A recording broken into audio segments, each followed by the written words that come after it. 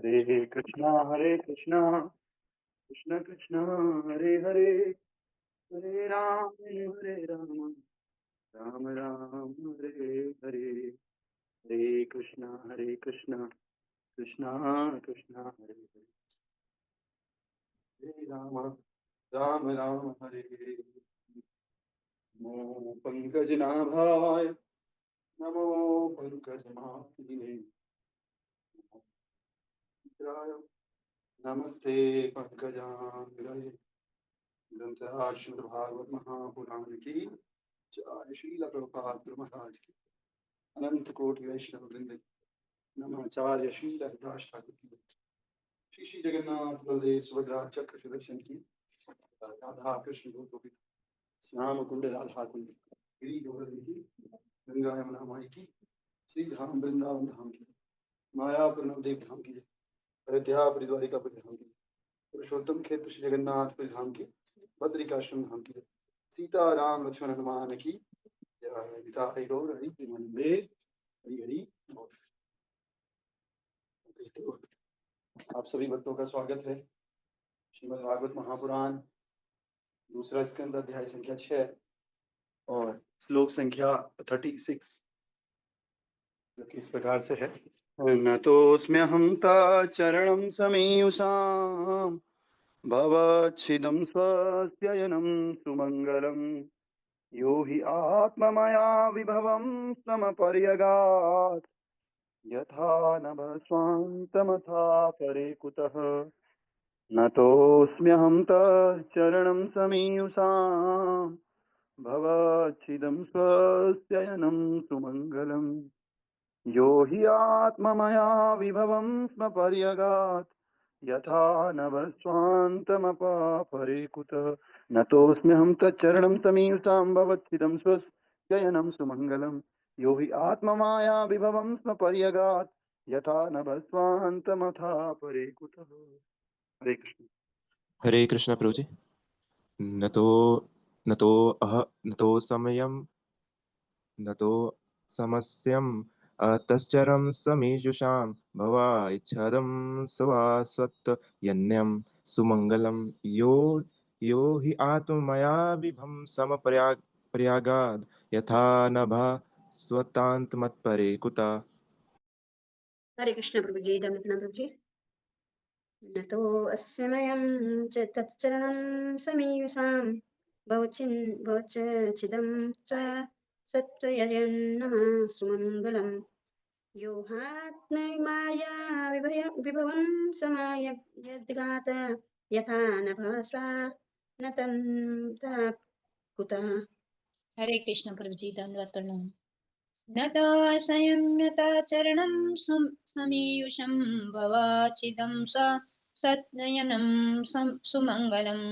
योहात्ममया विभं स्वप्र्यगादा यथा नभस्वान्तमतः परे कुतः। कल हमने देखा था कि ब्रह्मा जी बता रहे हैं कि मैं वैदिक ज्ञान की गुरु शिष्य परंपरा में दक्ष मतलब होता है एक्सपर्ट, और बहुत महान ब्रह्मा हूँ, महान ब्रह्मा के रूप में विख्यात हूँ, है ना। तो यद्यपि मैंने सारी तपस्या की, मैंने सारे व्रत किए, योग शक्तियों का पालन किया, है ना, और मैं आत्म साक्षात्कार में भी बहुत एक्सपर्ट हूँ, और मुझे बहुत लोग सादर प्रणाम करते हैं, और सारे महान बड़े बड़े प्रजापति मुझे इसी रूप में जानते हैं, तो भी मैं उन भगवान को नहीं समझ सकता जो मेरे जन्म के मूल उद्गम है। एक बात हम सबको बहुत ढंग से समझनी चाहिए कि हम भगवान तो छोड़िए, हम अपने आसपास के लोगों को भी नहीं समझ सकते। भगवान तो बहुत दूर की बात है। कई बार हमारे परिवारीजन, हमारे टीचर्स, है ना, हम किसी को भी पूरी तरह नहीं जान सकते। इवन हस्बैंड वाइफ 10-10 साल साथ में हो जाते हैं, तब भी एक दूसरे को नहीं जान पाते, है ना। इसीलिए हम सबको शास्त्र पे भरोसा करना चाहिए बस, है ना, और देखना चाहिए कंफर्टेबिलिटी कि किस चीज को करके मेरे जीवन में ऑस्पिशियसनेस आती है ना, वो काम हमको करना चाहिए।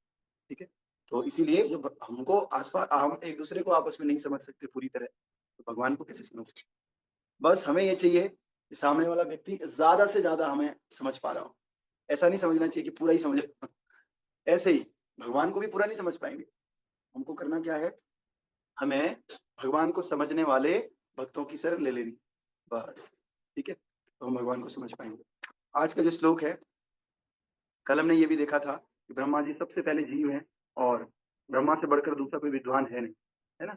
तो कुछ वेदांती लोग होते हैं वो बस वेदों का सहारा लेते हैं, लेकिन ब्रह्मा जी बता रहे हैं भक्ति और वेद जब दोनों एक साथ रहेंगे तभी जाकर के हम भगवान को थोड़ा बहुत समझ सकें, है ना। इसलिए प्रभुपाद जी ने क्या किया, भक्ति वेदांत प्रभुपाद जी का नाम है ना। भक्ति भी है और वेद भी है ना। केवल वेदांत से आप लोग भगवान को प्राप्त नहीं कर सकते, उसमें भक्ति को ऐड करना हो। भक्ति में ऐड करके भक्ति वेदांत जब हम बन जाते हैं तब परम सत्य को जाना जा सकता है, और उसके लिए सबसे महत्वपूर्ण है श्रीमद् भागवतम का अध्ययन, श्रीमद् भागवतम का श्रवण। तो कल हमने यही देखा था लास्ट में कि भागवतम ऐसा परम माध्यम है, ऐसा सर्वश्रेष्ठ तरीका है जिसके द्वारा हम परम सत्य को जान सकते। ठीक है, मेरी आवाज आ रही है सभी भक्तों को? हरि बोल प्रभु जी, आ रही है ठीक है, प्रभु जी। ओके ओके, ठीक है। बस इधर है ना, माइक की व्यवस्था है नहीं तो इसलिए। तो आज का जो श्लोक है उसका अर्थ हम पढ़ेंगे। उसका अर्थ इस प्रकार से है, अतएव मेरे लिए श्रेष्ठकर होगा कि मैं उनके चरणों में आत्मसमर्पण कर दूं। अब सब कुछ जब भगवान ही है तो ब्रह्मा जी एक बुद्धिमान व्यक्ति की तरह काम कह रहे, जब मुझे पता चल गया कि मैं उनके बारे में नहीं जानता हूँ सब कुछ और वही सब कुछ है, इतना मैं जरूर जानता हूँ, तो मेरे लिए सबसे बेस्ट होगा कि उनके चरणों में आत्मसमर्पण कर दूं, है ना। और क्योंकि केवल वे ही मनुष्य को जन्म मृत्यु के चक्र से उबार सकते हैं, केवल भगवान ही है जो जन्म मृत्यु के चक्र से उबार सकते हैं, बाकी कोई दूसरा इस संसार में पैदा हुआ नहीं, है ना। क्योंकि ऐसा आत्मसमर्पण अथवा सर्वथा कल्याणप्रद है और इससे समस्त सुख की अनुभूति होती है। आकाश भी अपने विस्तार की सीमाओं का अनुमान नहीं लगा सकता, अतएव जब भगवान ही अपनी सीमाओं का अनुमान लगाने में अक्षम रहते हैं, भला दूसरे क्या कर सकते हैं। देखो, कई बार कोई व्यक्ति है, मान लिया कोई प्रीचर है और प्रीचिंग करते करते कोई सन्यासी है, कोई गुरु पद पर आसीन है, उन्होंने बहुत सारे शिष्य बना दिए, है ना, बहुत सारे लोगों का उद्धार किया। उनको खुद ही नहीं पता रहता कि मतलब मैंने कितने शिष्य बनाए, क्योंकि उनकी सीमा नहीं है, तो बहुत करुणा है वही है, बहुत सारे शिष्य, बाकी लोग उसका लेखा जोखा रखते हैं कि इतने शिष्य इन्होंने बनाए। अब हेजुलिनस जयपताका Swami Maharaj I think so 80,000 के आसपास चले गया होगा, 70-80 हजार डिसाइपल्स होंगे, तो 70-80 हजार बहुत होता है। 70-80 का नाम याद रखना भी बड़ा मुश्किल हो जाता है, 70-80 हजार तो बहुत होता है। तो ऐसे ही अन्य अन्य लोगों के इतने सारे शिष्य होते हैं, 5,000, किसी के 10, किसी के 20, किसी के 50, किसी के, है ना। तो इन्होंने क्या किया, अपनी सीमा से बाहर जाकर के पूरा एकदम लोगों को करुणा प्रदान किया, कृष्ण भक्ति का ज्ञान किया, है ना।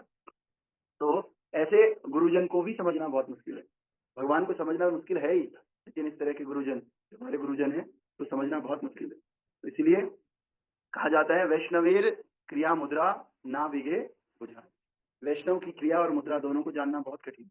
हमें लगता है कि कोई वैष्णव अगर कोई क्रिया या मुद्रा करता है तो हमें ऐसा लगता है कि हम समझ गए, नहीं मुझे तो ये समझ में आ रहा है, लेकिन वास्तव में उनकी क्रिया और मुद्रा दोनों को कोई नहीं समझ सकता, है ना। इसलिए वैष्णव बहुत महान है। हमें जैसे भगवान के लिए समझ रहे हैं ना कि भगवान को हम नहीं समझ पाएंगे, ऐसे ही वैष्णवों के लिए भी समझना है, वैष्णवों को हम समझ नहीं पाएंगे इस तरह से। तो लेकिन ऐसे वैष्णव को चाहे समझे या ना समझे, ऐसे वैष्णवों को आत्मसमर्पण करना, ऐसे भगवान को आत्मसमर्पण करना हमेशा कल्याणप्रद रहता है और इससे समस्त सुख की अनुभूति होती है। आप मानिए कि अगर आप नहीं भी समझ रहे हैं, लेकिन इनको अब आप ही बताइए, भगवान को समर्पित होने में कौन सा कल्याण नहीं, हर तरह से कल्याण। आप इवन मटेरियली भी बहुत एडवांस करते हो, आपका भौतिक स्वास्थ्य ठीक रहता है, आपकी चेतना बहुत अच्छी रहती है ना। इस तरह से हमको भगवान को शरण करने में पूरी तरह से हमारी भलाई ही भलाई है ना, और इससे हमें सुख की अनुभूति होती है। भले अभी नहीं लग रहा होगा, लेकिन एक दिन धीरे धीरे अभी भी लग रहा है, जब कीर्तन करते हैं, है ना, अच्छे भक्तों के संग में रहते हैं, हमें अच्छा लगता है, सीनियर की बात मानते हैं, सीनियर भक्तों की, है ना, जिन भक्तों से शिक्षा ले रहे हैं उन भक्तों की बात मानते हैं, उनसे बातचीत करते हैं, तो अच्छा लगता है ना। तो अभी भी सुख की अनुभूति हो रही है ना, तो अभी भी हो रही है, और जिस दिन और शुद्धि हो जाएगी, जिस दिन हमारे सारे डाउट्स कंफ्यूजन सारे गायब हो जाएंगे और हम निष्ठा के स्तर पर आ जाएंगे पूरी तरह, उस दिन कितना आनंद आता है ये तो निष्ठा वाला व्यक्ति ही बता सकता है। बहुत सुख की अनुभूति होती है, बहुत आनंद की अनुभूति है ना। तो ऐसे आनंद की अनुभूति के लिए हमें एस्पायर करना है, और जब भगवान ही अपनी सीमाओं का अनुमान लगाने में अक्षम है, तो भला दूसरे लोग क्या कर सकते हैं। भगवान भी नहीं अनुमान लगा सकते कि मेरी कितनी सीमाएं, तो दूसरे लोग क्या ही कर सकते हैं, है ना। तात्पर्य बाय अर्चनीय वंदनीय प्रातः स्मरणीय जगत गुरु शिल प्रभुपाद जी द्वारा। शिल प्रभुपाद की जय। प्रभुपाद बता रहे सभी जीवों में सर्वाधिक विद्वान सर्वोच्च यज्ञ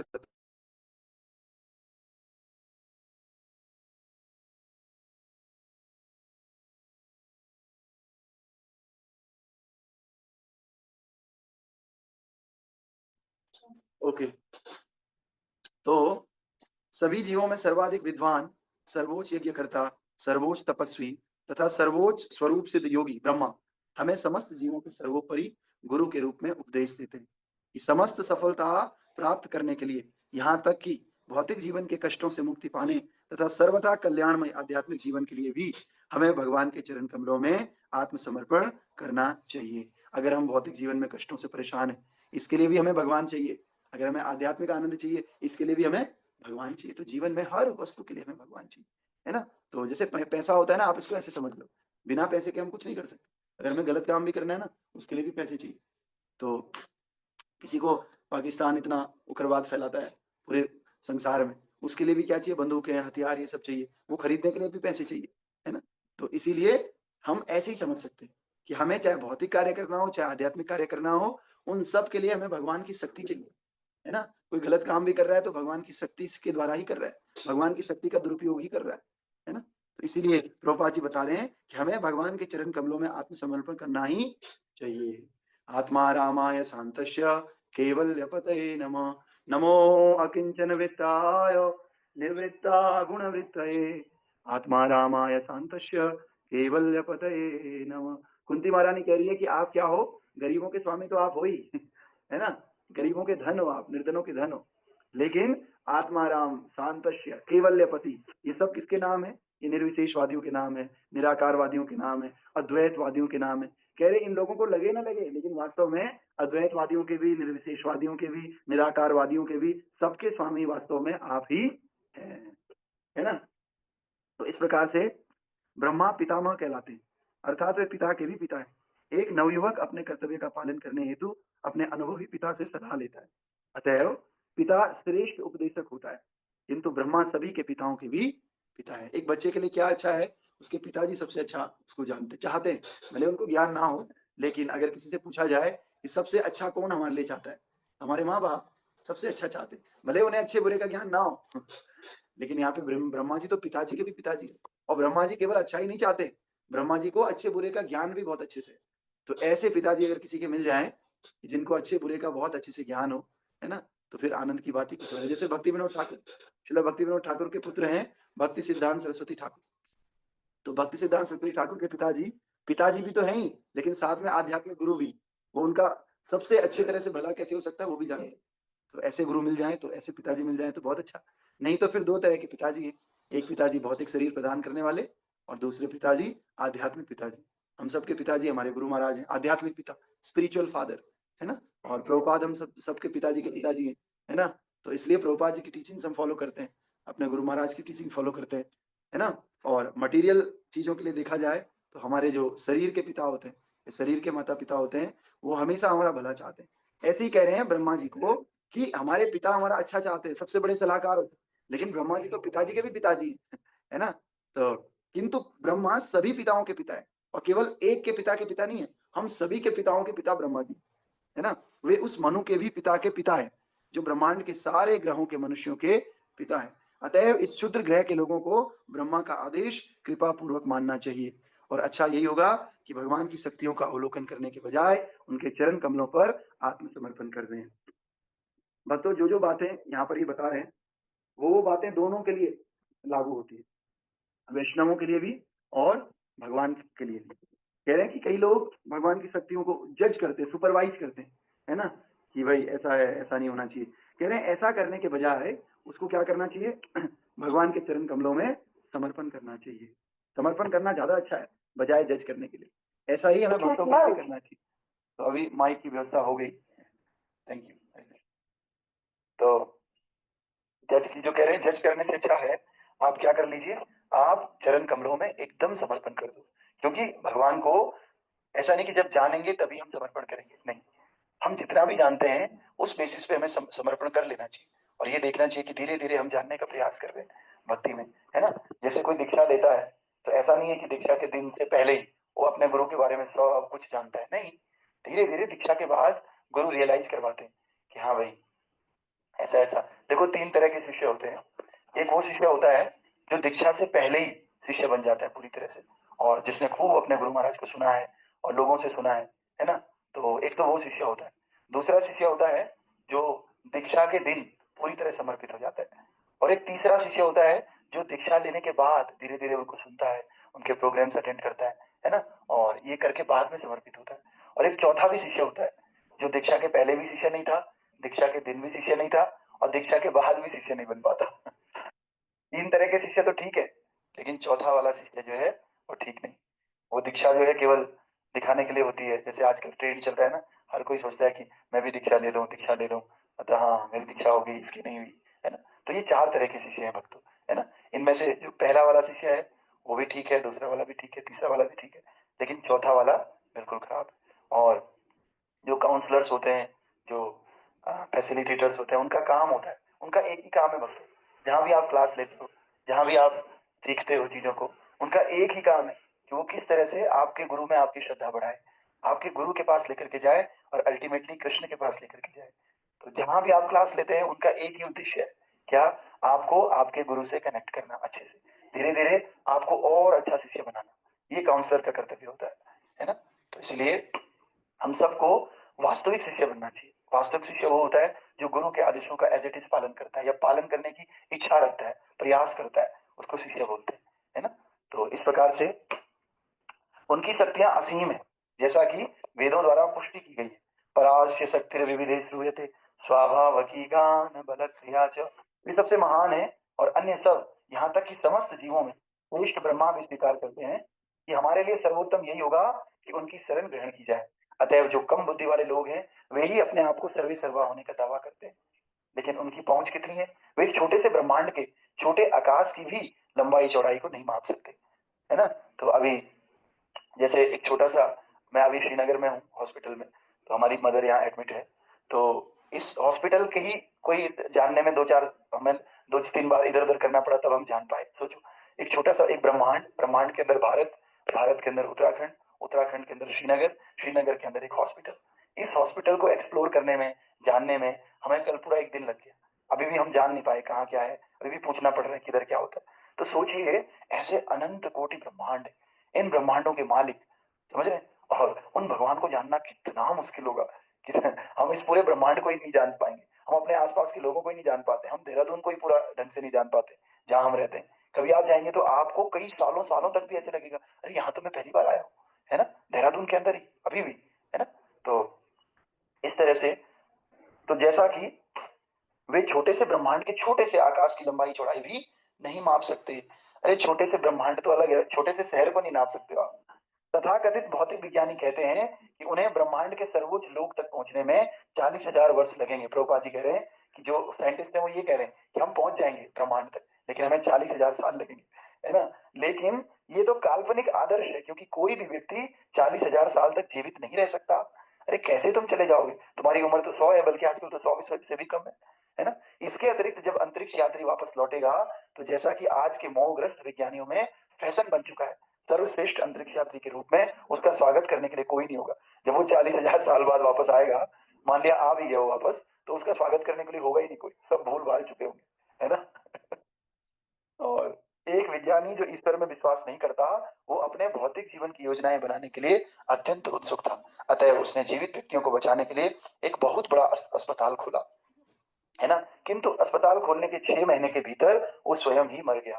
तो एक व्यक्ति ईश्वर पे विश्वास नहीं करता, है ना। जैसे मैं कल यहाँ देख रहा हूँ, बहुत सारे लोग तो हैं स्पिरिचुअल हैं यहाँ पर। एक्चुअली हमारे इस्कॉन की तरफ से बहुत प्रीचिंग होती है, बेस है, उस बेस में ही मैं नहाने के लिए गया था सुबह, इसलिए थोड़ा क्लास भी लेट हो गई, है ना।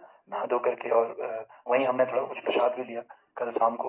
तो ये प्रभुपाद जी की कितनी बड़ी कृपा है, आप देखिए इधर भी हमको प्रसाद में कोई दिक्कत नहीं है, नहाने धोने के लिए भी थोड़ा दूर है, लेकिन फिर भी व्यवस्था है, ऐसा तो नहीं क्या खाएंगे, है ना। तो इधर हमने किया, सुबह मंगला आरती वगैरह उधर अटेंड किया। वो अभी फिर हम ये कह रहे हैं कि वो उस व्यक्ति का भगवान में भरोसा नहीं है ना। तो उसने क्या कहा, ठीक है जिंदा आदमी इनके लिए हॉस्पिटल खोल दो। हम ये बिल्कुल नहीं कह रहे हैं कि हॉस्पिटल खोलना गलत है, हॉस्पिटल खोलना बहुत जरूरी है भैया, सबको उसका लाभ मिलता है, लेकिन मरने के बाद जो जर्नी है उसके बारे में तो सोचो। आप यहाँ ठीक कर लोगे, लेकिन उसका जो जन्म मृत्यु का चक्र है उसको छुटाने के लिए भी तो कुछ होना चाहिए, है ना। तो कह रहे हैं वो व्यक्ति खुद ही मर गया उसने लोगों को बचाने के लिए कि मैं बचाऊंगा, और खुद ही 6 महीने के अंदर मर गया हॉस्पिटल खोलने। तो कहने का मतलब है हम अपनी रक्षा भी स्वयं नहीं कर सकते, हम दूसरों की रक्षा कैसे कर सकते हैं। इसीलिए हमें एकमात्र भगवान की शरणागति लेनी चाहिए। तो यहाँ पर जो प्रभु जी इंचार्ज हैं, तो मैं उनसे बात कर रहा था कल, तो हम बात कर रहे थे, वही कह रहे थे कि देखो अभी थोड़ा सा नया है, बच्चे आते हैं इस तरह से, बहुत डिफिकल्टी है, स्ट्रगल है, नए लोगों के लिए अकेले प्रसाद बनाना, सब चीजें करना। तो वही कह रहे थे कि भाई हम भी पहले ऐसे ही थे, लेकिन जब भक्ति में आ गए, भक्ति में आने के बाद बस एक चीज होता है, भगवान पे पूरी तरह भक्त डिपेंडेंट रहता है। कुछ भी अच्छा बुरा होता है तो भगवान को याद करता है बस। बाकी स्ट्रगल तो भक्तों के जीवन में भी वही है जो बाहर के लोगों में, है ना। भक्तों की माँ भी बीमार होती है, भक्तों के परिजन भी छोड़ करके चले जाते हैं, भक्तों को भी नौकरी पेशे के लिए बहुत स्ट्रगल करना पड़ता है, भक्तों को भी IIT की तैयारी करनी पड़ती है, तैयारी करने में भी उनको बहुत स्ट्रगल लगता है ना। सब वही है जो अभक्त कर रहे हैं, वही भक्त को करना है। बस एक चीज हो जाती है कि वो भगवान को याद करते हैं, और ये जो भगवान को याद करना है ना भक्तों, ये बहुत विशेष है, ये सब किसी का भाग्य नहीं है। तो सत्संगे न लभते, सत्संग प्राप्त होता है जब कई जन्मों का भाग्य होता ही होता है, तब हम भगवान को हर स्थिति में याद करने का प्रयास करते हैं। और ये प्रयास बहुत सुंदर प्रयास है, और ये कल्चर बहुत अच्छा है, और इसमें बहुत कृपा मिलती है ना। ये कृपा हम जीवन में स्वीकार कर रहे हैं।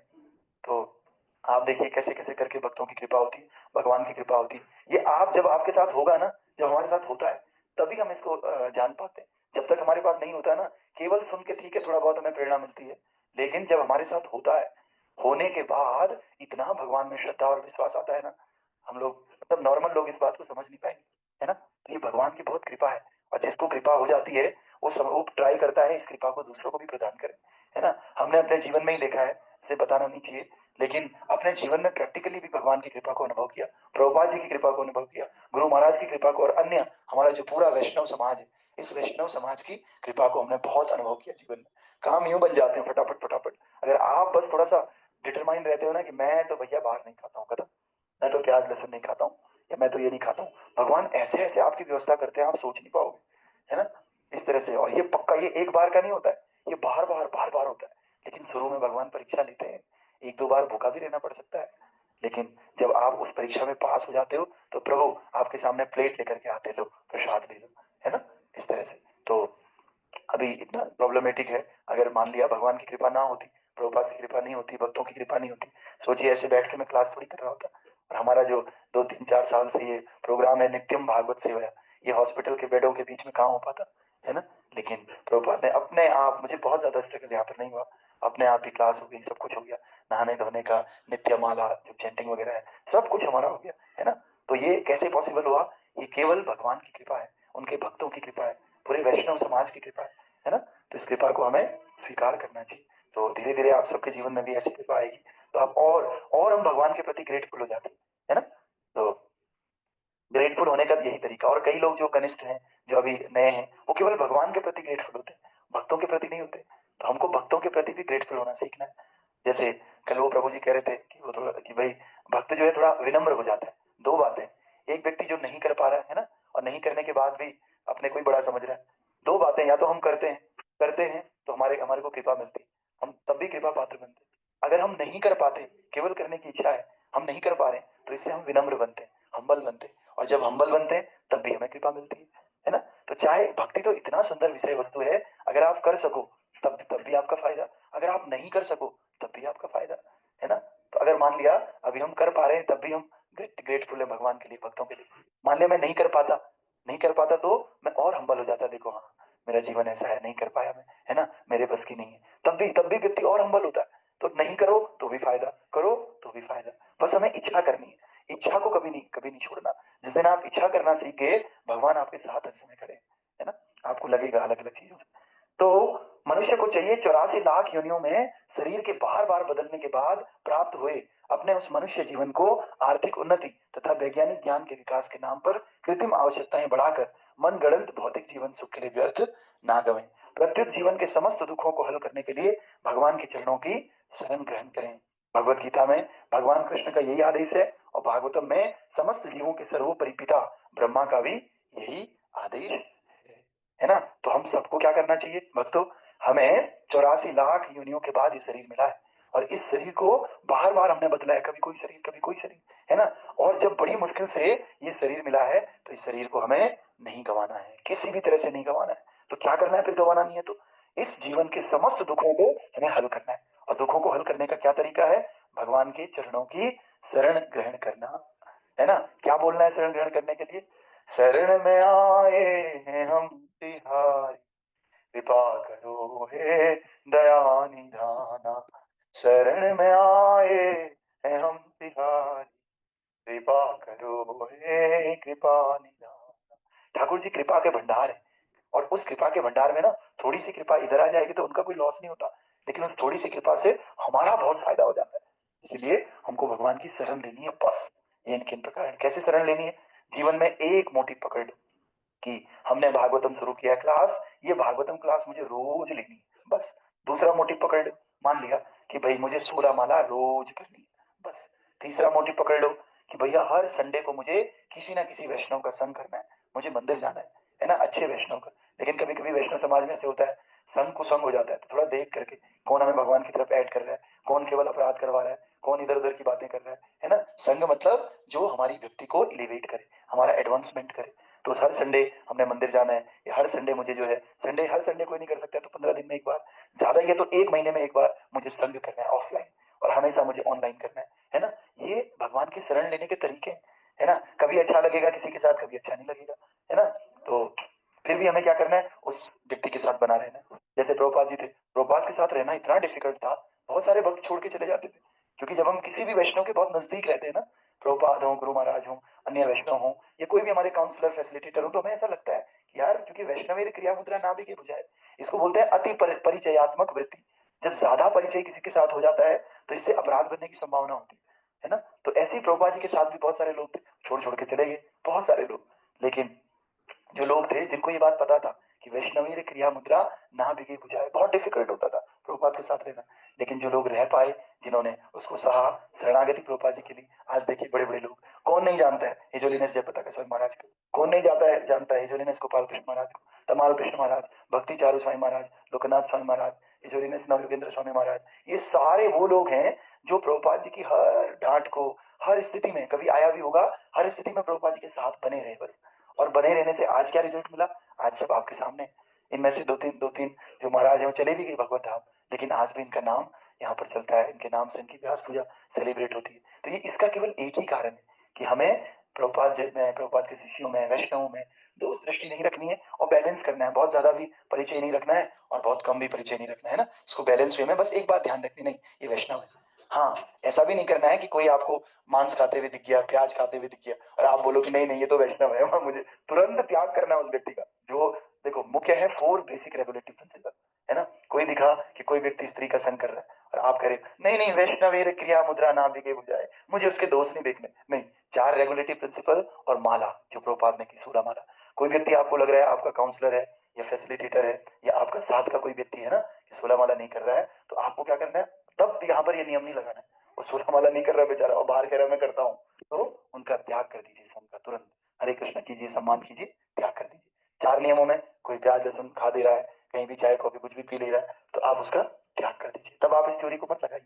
ये प्राइमरी, देखो 2 तरह के दोष है, प्राइमरी दोष और सेकेंडरी दोष। तो प्राइमरी दोष को आपको कभी नहीं सहना है, आपने तुरंत उनका त्याग कर देना है।